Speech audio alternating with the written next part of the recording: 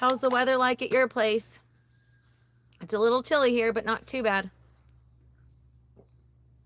And yes, it's cold. And yes, I'm wearing a jacket. And yes, I'm drinking cold water. um, Good morning, everybody, and welcome to my weekly live chat. I am Mary from Mary's Heirloom Seeds, and I try to go live here every Saturday. Of course, today is Sunday because yesterday I was doing some other things and I couldn't go live. So let me see if I can see your comments. All right, so welcome. Hello, Michelle. Thanks for joining us as well. Please hit the thumbs up and subscribe to my channel if you haven't already. Ask your questions. I'm just going to talk about random things this morning. Hey, Esther's daughter. Thanks for joining us. I cleared out some beds. You can see. Hey, Tom. Thanks for joining us. You can see one bed is empty there. My turnip bed is looking fantastic. The turnips, if you don't know, are a cool weather crop. They actually can taste a little sweeter after a frost. So I didn't lose any of those crops. You can see I've been harvesting in the middle there. So there's a couple things that I'm going to be planting that are new this coming year for 2026. So I'm super excited about that. And I go live. So if you guys are on Facebook, every Wednesday I do a live chat and I talk specifically about specific varieties. Sorry, specific, right? And during my live chats on Facebook, I'm able to share links while I'm live so that you guys can see what's going on, what I'm discussing. And I have customers ask me so many different questions during that time about, like, is it a determinate or an indeterminate tomato, things like that. So for those of you that are on Facebook, definitely check that out as well. And then I also do a seed giveaway every Wednesday during my live chat. This week is going to be garden cleanup week. So you can see, like I mentioned, one bed is already empty. You can see way back there, you've got Swiss chard. It's like one of the last things in the bed because I just planted Egyptian walking onions in there. Not just, but last month I planted Egyptian walking onions in there. So hopefully that bed will get built up. Let's see. Michelle says, weird question, reusing plant markers. How to? Does anyone, the plastic ones? Okay, so that's a great question.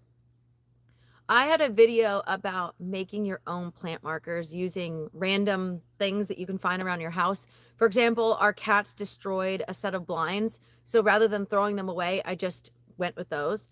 The one drawback about plastic plant markers is they tend to fade during the summertime.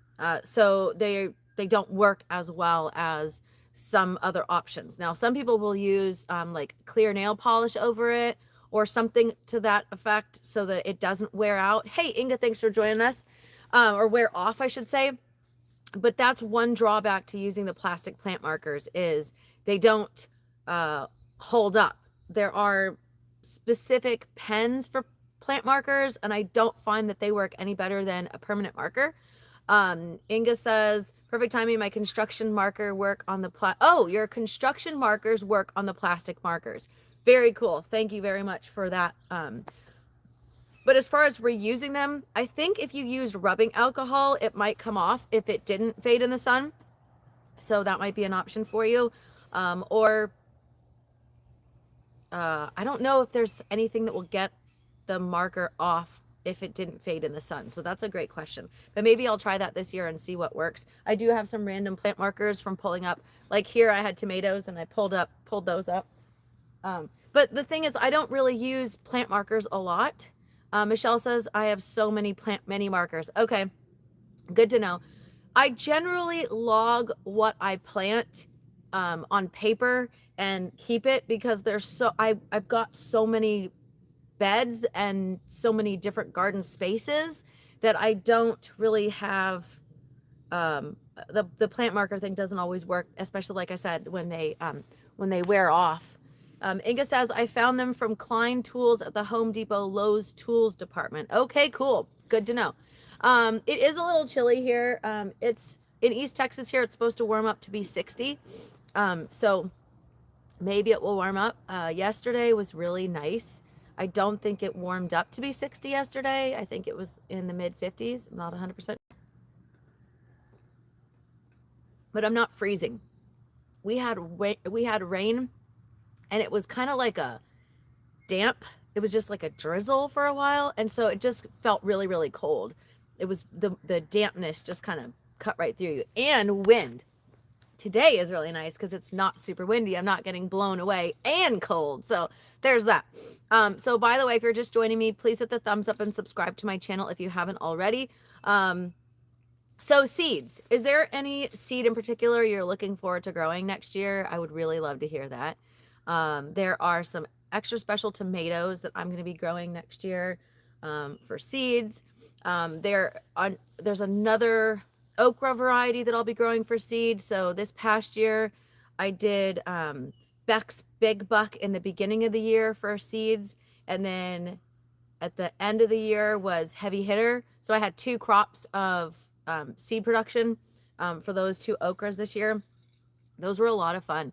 The Heavy Hitter okra is by far the best producing okra I've ever grown. And so those seeds are now available at marysheirloomseeds.com. So definitely check those out. It was more productive than the Clemson Spineless, which is surprising because usually Clemson Spineless was the best. How deep of a pot do I need for bush beans? In general, 12 inches is good for most. So I would say 12 inches or 10 at the least, because bush beans aren't a giant plant. You could get away with 10 inches, but in general, I say 12 inches is the shortest. Karen says, Florida, I think that you're Karen, right? KP. Florida loves Heavy Hitter. Yeah, it was a really good okra. Julianne says, I'm wrapping gifts while watching, listening to you. I'm excited to try the Dickinson pumpkin. Very cool. Yeah, the Dickinson pumpkin is a really good one. I grew Seminole pumpkin is a really good one, especially for those of you in Florida, but it's a good one in general because it is more pest tolerant, it is more heat tolerant, and is more drought tolerant than any other pumpkin I've grown. It also stores really well. I had one that I stored in my pantry for 13 months as an experiment, and it not only did it not rot, but it was still as delicious as the ones that I ate when I harvested and ate them right away. So the Seminole pumpkin is definitely one that you might want to try this year. Jardale pumpkin we grew. Connecticut Field pumpkin was a good one. Big Mac's pumpkin was a good one. But the Dickinson one is good for pie especially. It's not a large pumpkin like some of the others I mentioned just now, like Big Mac's, for example. What else? What else are you excited to try this year that maybe you haven't grown, or maybe you've grown already? I've got these massive radishes you can't really see from here, but these radishes I will be a pickle. Michelle says amaranth. Julianne says I have Seminole too, but I have the Long Island cheese. Oh, that's right. I sent you the Long Island cheese pumpkin. That's a really good one too. Mary, we decided to gift food in our garden seed starters. I have not looked. Do you have seed bundles? Yes, I do. Inga says moringa is a beautiful. It finally turned orange. Very cool. All right. So yes, if you're looking to gift seeds this year, there's a couple things that you might consider. Number one is check out my seed sale. Right now, I just had somebody email me about the seed sale. They didn't realize I had seed sales every month, and the sale right now starts at $1. So the seed packs, which is kind of cool. You've got nasturtium and zinnia, both for $1. Tom Thumb lettuce. So those are really good ones. If you want to get a deal on seeds, definitely try that one out. And then as far as bundles, yes. If you go to seed combo packs, if you go to marysheirloomseeds.com, it's the first link in the description section of this video. Yep. Click the first link, which is Mary's Heirloom Seeds. At the very top of the page, it says you can save 10% off all seed combo packs. Click that link. It'll take you to a list of seed combo packs. They are anywhere from like $9 to like $700, which is the awesome combo pack, which is a massive amount of seeds. But I've had people actually ask me, like, I don't want a 20 pack, a 30 pack of seeds. I want a massive variety of hundreds of seeds. And so that's where the $700 one came in. But they start at like $9 and you save 10% off on them. And they're anywhere from like I said, 4 seed packs to a ton of seed packs. Not a literal ton, but you know what I mean. So yeah, definitely check out my seed combo packs. And there's some themed ones there, like the Three Sisters Garden Combo Pack, which is a pumpkin, a pole bean, um, corn, and then I added sunflower seeds to it as well. So that's a 4-pack. You've got greens combo pack. You've got poultry garden combo pack. That was a special request from a customer. It's a variety of crops that you can grow to feed your chickens and feed yourself. Inga says, I inadvertently ended up with my own combo pack. When I go through your site 40 packs later, I start wondering if I need a new ammo seed box. Very cool. And there's, like I said, there's a section of themed varieties people specifically asked for, like a color themed. So there's like a golden one, and there's a black one, and there's a red one, and a purple one. So, and they're all things like Gil's Golden Pippin and Golden Currant and Gold Marconi pepper. That or it's Golden Cal Wonder. But either way, the themed ones are super fun as well, and those make great gifts as well.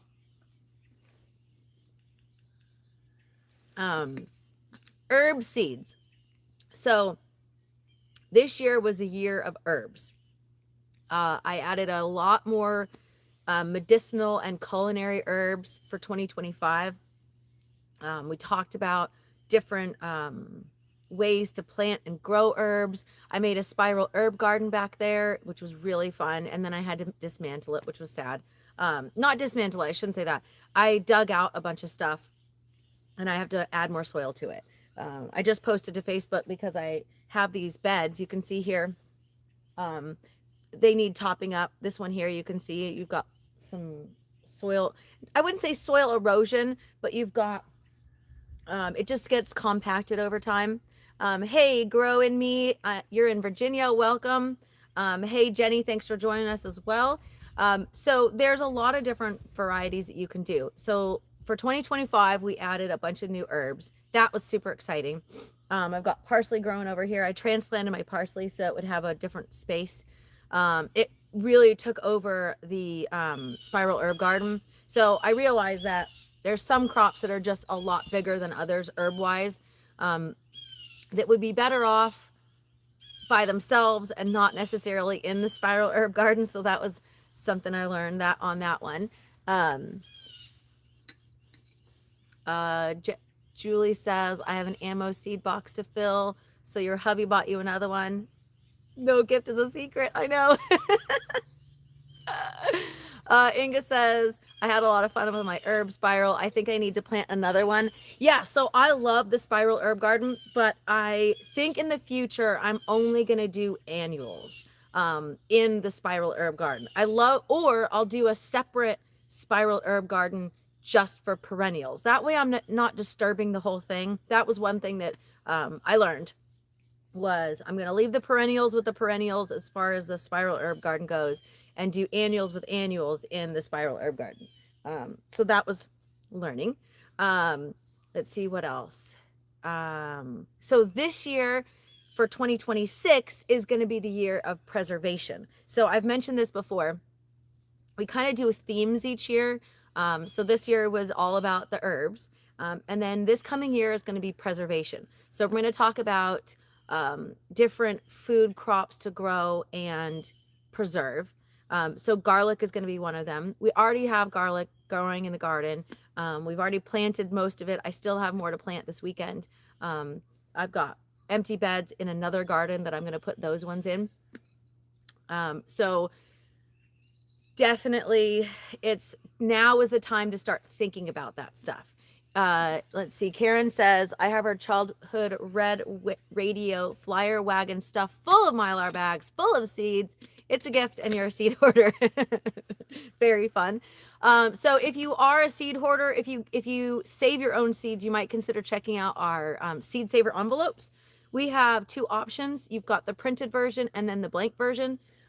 They're the same seed packs that we use for our own seeds, and then we just print on them if you want, or like I said, you can have them blank and you can do it yourself. So for people that are seed savers, that might be something you might want to. Julianne says, I just deeply mulch my garlic. Very, very good. That's important. So that's what I'll be doing this morning. is emptying out more beds. You can see back here, I've got some more to clear. I've got some more garlic to plant, and preservation. I would love to hear what you would like to preserve this coming year, and how you'd like to do that, and what kind of input you'd like from me. So I always like to have feedback. Yesterday was super fun. I wanted to share this with you. So I'm wearing my Mary's Heirloom Seed shirt today. I was not yesterday. I went to the garden. I lost my cardoon to deer. Oh, that's a bummer. So I went to the grocery store. Today's Doc's birthday. Doc is my husband, by the way, so if you didn't know. He is a very private person, so I don't use his real name on social media. So I'm in the store because he's not feeling that great. So I figured he wouldn't really want to go out to lunch or dinner for his birthday. So I'll make him his favorite meal, right? Which is pork chops, baked potato, and veggies from the garden. Simple meal. That's his favorite. So I'm in line, and this lady's wearing a sweatshirt that I was wearing the day before. And it said, I think it says something to the effect of, because well-behaved women rarely make history. Pretty sure that's what the sweatshirt says. And I said, did you get that from Allie? Allie is Rusty Water Revival, and she makes my shirts. And she said, yeah. And I said, cool. I love that sweatshirt. So we talked about how, it's a bummer we don't get to see her all the time because she closed her shop and now it's mostly online. And I said, but she makes my shirts for my business, and at least, I still get to see her every now and then. And she says, what's your business? And I said, I sell heirloom seeds, and I didn't even get to finish, and I teach people how to grow food. And she goes, Mary's Heirloom Seeds, I buy my seeds from you. And I was like, awesome. And she said, I love the gift you include with my last order. And so if you've never ordered from Mary's Heirloom Seeds, which I think most of you have, you may not know that I include a free gift with every single order. And it's a free seed pack. And so it was so cool meeting one of my customers, and then getting the feedback from her, how excited she was that we include a free seed with all of our orders. So on that note, I have a New Year's gift opportunity if you're interested. I mentioned it during my Facebook live chat, and I'm going to mention it here. It will if you're watching the replay of this, it will no longer be valid after December 25th, 2025. So Christmas, right? Because we're doing this for New Year's, and I want to send as many of them out at the same time. So if you want to get in on my New Year's gift, there is zero requirement to buy anything. You need to send me an email, and the email needs to 1, request the New Year's gift, and 2, include your name and address. Even if you've placed an order with me in the past, I need you to include your address in the email. That's so that I don't have to go back to 100 different people and go through my system. Or if you've moved and your address isn't the new address in your last order. So I need your name, I need your address, and I need you to tell me that you're requesting the New Year's gift. And all those are going to start going out the week of Christmas for a New Year's arrival. All right. So the question for preservation is grains for preservation and beans for preservation. Awesome questions, or awesome suggestions. So beans, I have a couple of things. I have food storage prepping in the garden beans. And then I've got a really short, silly video about harvesting and collecting bean seeds. And literally, I have a handful of dry beans, and I'm shaking them up. You can hear it rattling, and then open them up, and there you go. Dried beans are super easy to grow and harvest. So very cool. All right. Karen says, I actually have something for you to ponder for another day. Do you know there is a group of folks that cannot ingest garlic or onions? Would like any replacement suggestions? There are 2 in your house. Oh, that is very interesting. I did not know that. And Karen says we're doing beans this year. So beans are a fantastic option for preservation. You can I should do a post specifically about the best. I'm pretty sure I have one, but I'll double check. I will do a separate post on Facebook, and then I'll come back to the community post here on YouTube. And I will share the best beans for canning, the best beans for dry beans.